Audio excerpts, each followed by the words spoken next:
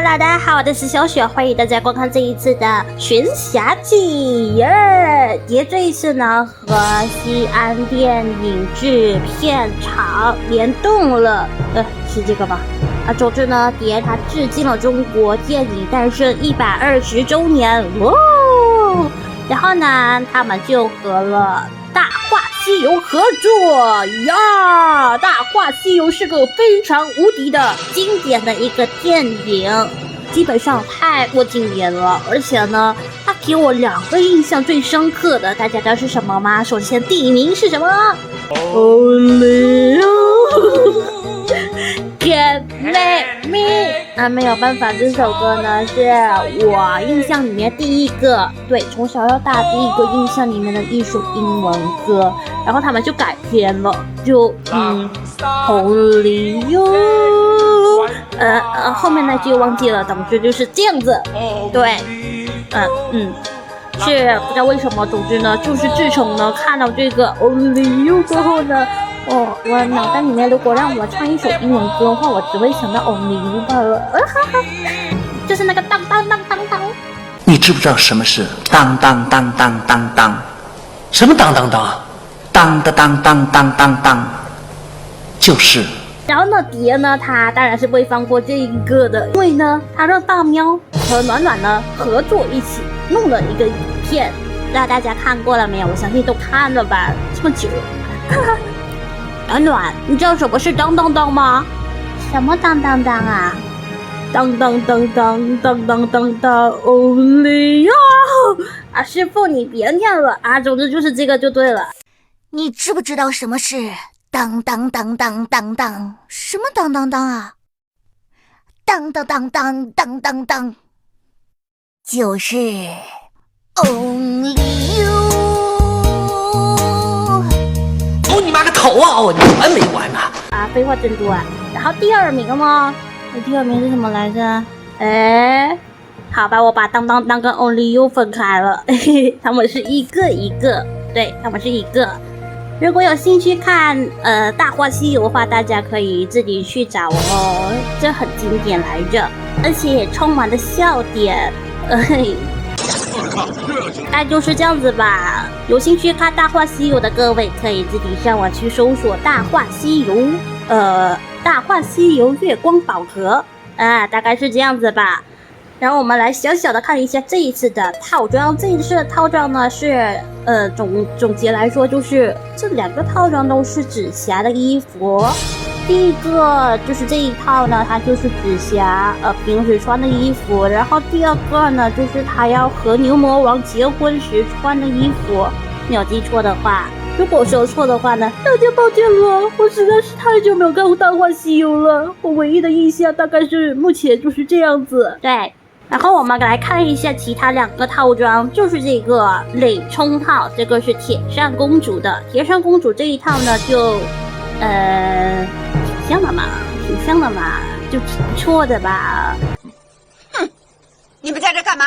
衣服也挺青青绿绿的，挺不错。然后免费的就是这个牛魔王，没想到女性的全部呢都是要钱的，然后男性的话呢，免费的，而且呢，不知道为什么感觉，好奇怪啊，这牛魔王。哇，贤弟，你太过分了。好吧，那么我们开始这一次的活动吧。活动故事应该是有活动故事，然后看一下这个，看一下这个名字《月光宝盒寻侠记》，大概就是去找紫霞吧，紫霞仙子。在开始之前呢，我们讲一句咒语，很容易罢了，般若波罗蜜，开启吧。波罗是你王的王国光啊！波罗波罗蜜，好，波罗波罗蜜。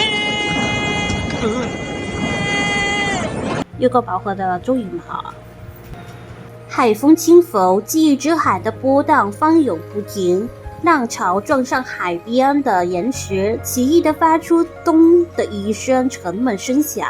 暖暖、小雪，你们看，那是什么？海潮退去，记忆之海的海滩上赫然出现了一块不知从何而来的长条形木头，其上遍布刮痕，看上去很是经历了一番磨难。哎，那上面好像刻着字。小雪走上前，将木头拿起，果然如暖暖所言，除了交错的磨损以外，木头上还有明显的刻痕。神秘的木头，奇怪的刻字啊！本喵知道了，这一定是咒语，让本喵念来试试。波罗蜜，大喵应该是这样子念的啦，波罗蜜。话音落下，暖暖手中的木头忽然震动起来，于一瞬之间绽出夺目的光华。下一秒，木头竟开始说话了。谢天谢地，终于有人发现我了！我乃仙界宝物月光宝盒，能使时光倒流，回到未来。总而言之，凭我之力，足以穿越万千世界。哇，听上去好厉害呀！那你为什么会出现在这里呢？哎呀，出现在这儿并非我的本意。我此番本是为了寻找我的主人紫霞仙子。不久前，她只身一人来到下界，我有意投奔，但却不慎出了差错，不知为何到了此处，连日在海上漂泊。还好我遇到了诸位小仙子，不然我还不知道要被困在这里多久。这里是记忆之海，同样连接着无数时空，或许正因如此，你才能来到这里。看来凭我一个河穿越还是太勉强了。可是，一想到主人在某个时空里正需要我的帮助，我就……说到这里，月光宝盒身上的光辉似乎又暗淡了几分。或许有什么我们能帮到你的吗？其实刚才你们念出咒语的时候，我感觉到自己的力量又回来了。所以如果可以的话，我希望接下来我们可以同行。你的意思是希望借助我们的力量来帮助你开启时空穿越吗？没错，还请诸位仙子来念出波罗蜜吧。念出咒语开启月光宝盒吧。念出咒语的话不需要这样搞吧，就是这样子念波罗蜜，波罗蜜，波罗蜜。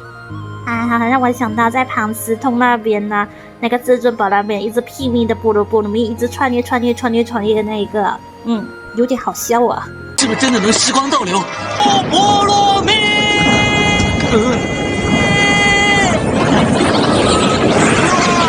升天了！波罗蜜，啊，又升天了！为什么要说又呢？我靠，又要升了！波罗蜜。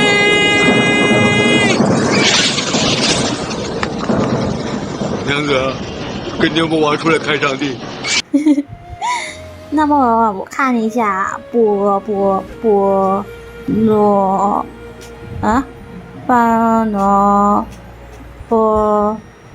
蜜，开启吧。OK。刚才我说的那个呢，大家也可以向我去找一下。就是呢，好像忘记是什么事情了。总之呢，那时候呢，有一个人就是至尊宝的他的好朋友。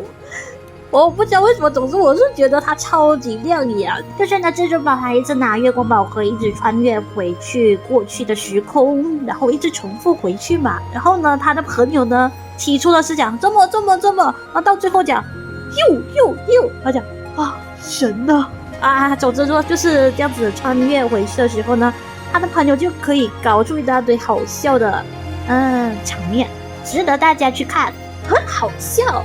当然大家要看一下前提，不然的话呢，他们在搞笑的时候有点 get 不到他的点。那么我们开始吧。大漠94，黄沙漫天，遮云遮日，狂风席卷沙树，乌烟正扫过连绵的沙丘，沙堆凹碎处立着一处泥墙斑驳的酒肆，破旧酒糟在风中猎摇晃。穿越而来的暖暖一行，根据月光宝盒的指示，在这间荒漠酒室里静静等待着月光宝盒口中的主人紫霞仙子。这里真的有紫霞仙子吗？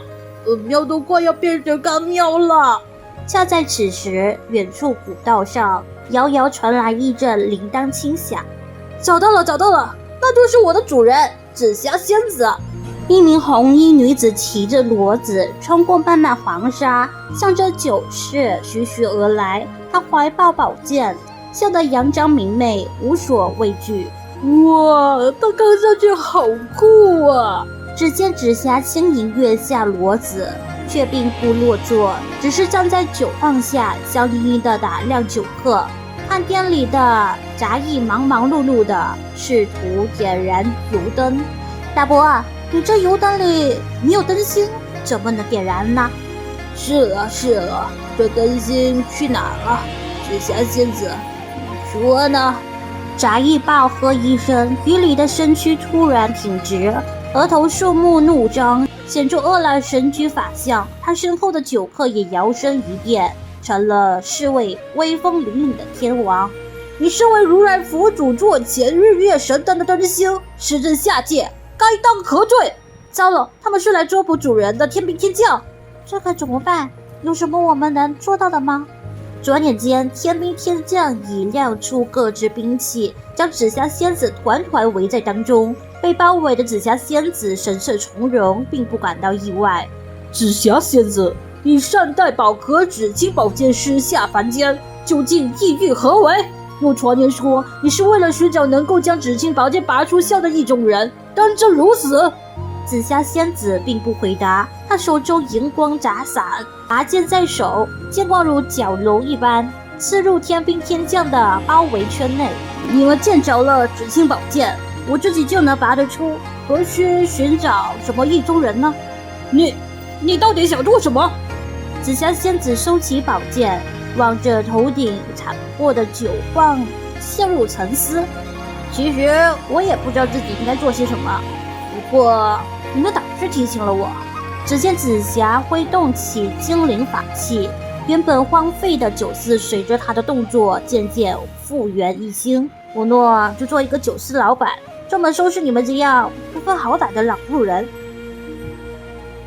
翌日，专科一新的大漠酒室重新开张，店内多了一位身手伶俐、巧笑嫣然的神秘老板，据说专爱打抱不平，正恶扬善。酒室开张第3日，遭遇匪寇围堵，路过歇脚的前朝太师家眷宣告众人，谁有办法退敌，就将独女英英嫁与他。英英小姐是个大活人，怎么可以当作赏个收人呢？紫青宝剑娇如游龙，将欺凌弱小的匪徒杀了个片甲不留。英英小姐含泪赠送一首，称赞紫霞仙子乃盖世女侠。又3日，一伶仃女鬼逃至大漠酒肆，哀哀哭诉自己被山中恶鬼胁迫做某害路人的勾当，真是岂有此理，简直欺鬼太甚。紫青宝剑寒锅凛然，将追杀女鬼的黑山老怪绞杀至魂飞魄散。好厉害！紫霞仙子在这里成为了过路行人与孤弱女子的保护神呐。只是这个时空的主人应当是不需要我了，我们接着去下一个世界看看吧。虽然我不知道刚才那个剧情呢有没有在电影当中，不过呢，但是呢，那个拔出紫霞宝剑这个应当是有电影前段吧。至尊宝拔起宝剑在大漠上，哇，只看到他的背影的那种啊。第二个盘丝大仙，我突然间想吐槽一件事情，就是呢，那个月光宝盒呢，好像从头开始就是至尊宝拿着，怎么会变成紫霞仙子的呢？虽然到最后呢，他来到了盘丝洞，对，他来到盘丝洞过后呢，他强调至尊宝手中的月光宝盒，就说呢，从今天开始呢，这个东西就是我的了，以后我住在这儿。等等，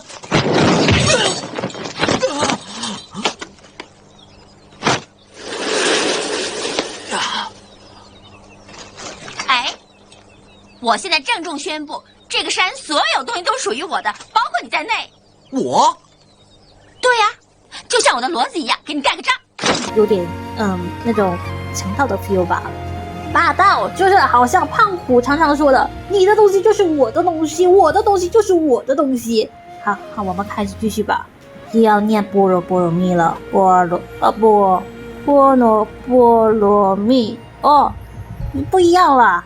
白光闪过，暖暖一行出现在一处曼小横生的山洞前，石壁上书上各大字“盘丝洞”。一名白衣女子手持一截骨鞭，站在盘丝洞外，满身凶神煞气，向着山洞放声高喊：“我是白晶晶，前来拜盘丝大仙为师，请盘丝大仙出来相见。”盘丝大仙是哪位？看起来很厉害的样子，连这么凶的白骨精都想拜他为师。白晶晶呼喊声后，石门顿开，一名十分眼神的红衣女子漫步走出山洞。这是，没看错的话，这位是紫霞仙子。我们没看错吧？她不是在大漠酒肆当老板吗？我明白了，月光宝盒穿越于万千时空，不同时间的紫霞仙子，自然也会有因为选择的不同而有各自的经历和故事。小仙子说的不错。至于我，作为主人忠心耿耿的宝盒，无论在哪个世界，都只有帮他找到自己想要的人生这一个使命。白晶晶一见紫霞仙子，立刻满脸崇拜地向她行礼。盘丝大仙，我听说你法力无边，能将这个古洞府改为盘丝洞，请收下我做您的弟子，跟随您学习法术吧。紫霞仙子则微笑着打量白晶晶，并没有立刻答应她的请求。白晶晶，你想学习什么样的法术呢？自然是想学习能够搬山移海、威力天下无敌的强大法术了。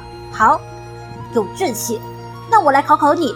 在你面前有一棵大树，你可以用气将它吹倒吗？白晶晶凝神聚气，提气吹向面前的树干。一阵狂风骤起，树干颤颤晃动，却依旧屹立不倒。一直修行不够，不能吹倒大树。不是你修行不够，而是不懂得运用力量的原理。例如，这树木与土地的连接点在根部，越靠近树根的位置就越是稳固。我把这样的连接点叫做灵力点。根据我的观察，同样力度下，实力点距离灵力点越远，就越容易撼动整棵大树。我没听错吧？怎么感觉像在上物理课啊？紫霞仙子说完，飞身而起，向树冠处用与白晶晶相同的力道吹出一口气，猛烈赤风之下，树冠枝叶飒飒震动，大树轰然倒下。潘氏大仙，请问这是什么修行法门？我为这个修行课题取名为紫霞灵力学研究，正在尝试总结出一套放之四海而皆准的灵力学原理。你可知我为何要给洞府取名为盘丝洞？世间真理如乱丝，无愿抽丝剥茧，验尽其理，解惑如盘丝，故名盘丝洞。白晶晶第一次听到这样新意的理论，顿时心潮澎湃，慷慨激昂。弟子愿追随您研究紫霞灵力学，一同研究世间之理。两人志趣相投，一边热切地讨论灵力学，一边并肩走入盘丝洞中。看上去这个世界即将多出两位实力非凡、名扬天下的法术大能，或者说是学术先驱了。各位知道白晶晶是谁吗？白晶晶就是那个至尊宝的朋友，的老婆。对，他们那时候呢，在盘丝洞那边要生孩子，然后呢，白晶晶就跟她的老公说呢，告诉你，这个孩子是谁的？这个孩子只能是他和至尊宝的。我警告你，将来他长大，你不许承认你是他的那个。那我算什么？奶妈。我是男人，怎么做奶妈呀？孩子是我们带大的，你不说他怎么知道男人不能做奶妈？孩子是你的。没错，是我跟至尊宝生的。你说什么？奶妈，你告诉他呀，你说呀。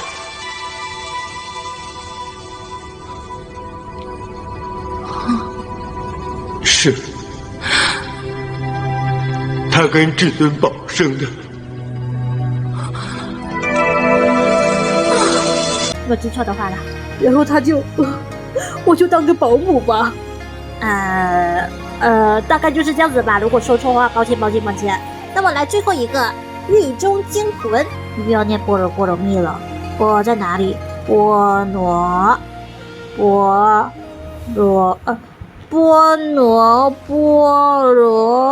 蜜。啊哈，打开了。这一次月光宝盒光芒消散时，众人惊讶地发现所在之处竟变成了一间阴森简陋的地下监狱。紫霞仙子头戴凤冠，端坐在牢房正中，狱中其余精怪小妖们小心翼翼地围着她讨好侍奉。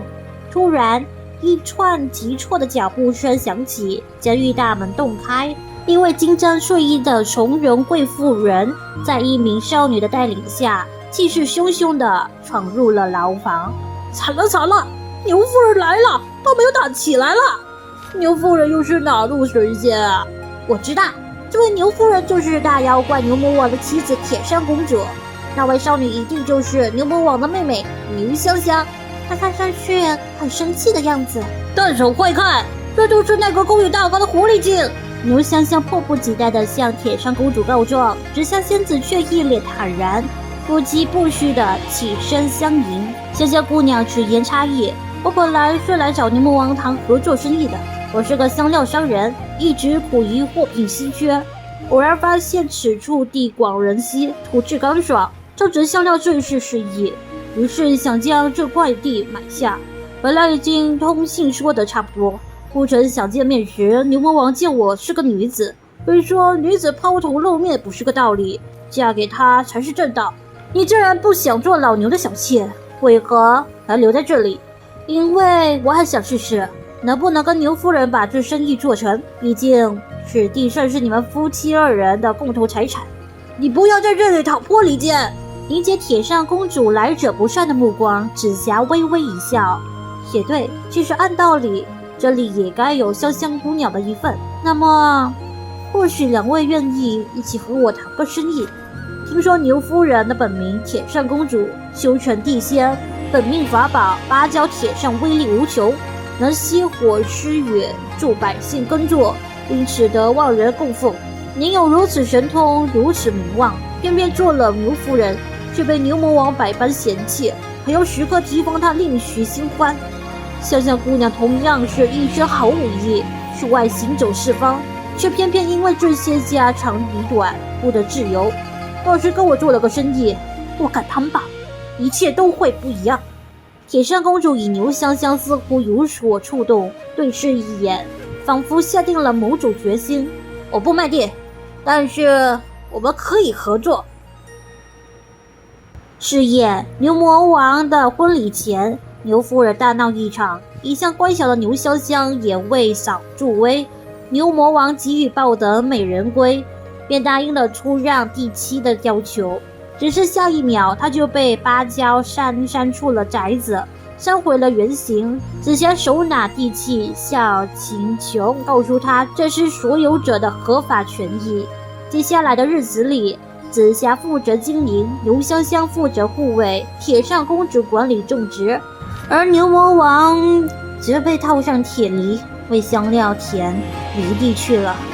4年，一款名为铁扇香新品香料横空出世，成为了千金难买的奇异。唉，又是一个不需要我的完美世界。哇哦，真是不错呀！这应该就是牛魔王要娶紫霞仙子的场景吧？准备交拜天地。美人，我哋拜堂啦！而大家知道牛香香是谁吗？就是呢，牛魔王呢要至尊宝娶他的妹妹牛香香啊，对，然后随后呢就是结婚嘛，你哭什么哭啊？我不是哭，我看到你流口水呀。这个呢是我妹夫，这是我妹妹香香。紫霞姑娘，忘记了。总之呢，最后呢，至尊宝呢，他接受了自己的使命，接受了自己的身份，变成了孙悟空大闹牛魔王的结婚现场。如果上天可以给我一个机会再来一次的话，我会跟那个女孩子说我爱你。如果非要把这份爱加上一个期限，我希望是10000年。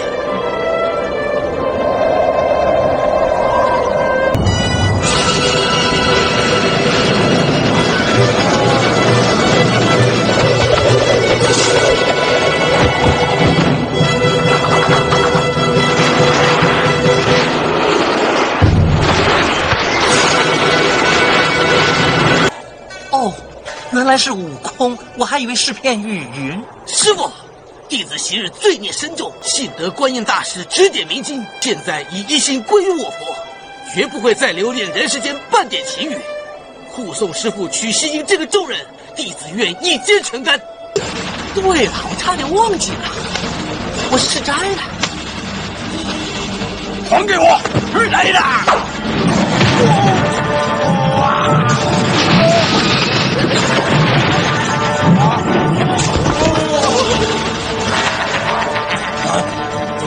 好不好玩？说来听听。说，为什么老是不说话？大概就是这样子吧。大家对于这一次的故事呢，感觉如何呢？我是觉得呢，我有看不懂啊，就是还真的是到处寻找紫霞仙子，但是呢，没有一个是对的紫霞仙子，就是这样子。大家好，我是暖暖。嗨，大家好，你是暖暖，这真是不错的语音啊！只要在这里把原声模式打开就可以了。那个新生模式呢？不知道大家有没有看最新的？不知道你们看是不是最新的？总之对我来说呢，现在的我呢，就是觉得最新的就是那个夏日避暑小课堂食物篇的那个。果然本喵的品味不一般，连爱吃的食物都这么有历史。不愧是大喵。那你知道除了雪糕之外，古人还有什么消暑食物吗？我基本上我给看分了。大喵的声音呢，目前呢是还好的，虽然换过，但是呢对我来说呢是还是不错的，虽然没有比前一代的大喵声音还要不错，但是呢还是可以接受的。可是暖暖的换了洗面光后的我就换我暖暖来呀，就感觉分不清那个到底是谁。虽然他的声线呢是比较稳定了，但是呢他的语气没有我们暖暖的感觉，换我暖暖来吧。有人打抢啊！有人打抢我们暖暖的！哎呀妈呀！好吧，大概就是这样子的感觉。我的天哪！那么呢，这一次的故事就此结束了。我好像还有仿搭出紫霞仙子的套装，就是这个，大家觉得如何呢？我真是拼尽全力的去仿搭了，如何？嘿嘿，这个刀呢，我就是这个套装的刀，哇哦！不错吧？哇吼！我觉得我挺有，我是搭配神嘛，不错吧？那么喜欢这支影片的话，记得在下方留言、按赞、分享出去，还有千万不要忘记订阅我和打开我亲爱的小铃铛哦。大家有兴趣的话，可以看一下《大话西游月光宝盒》哟。那么，拜拜喽，拜拜。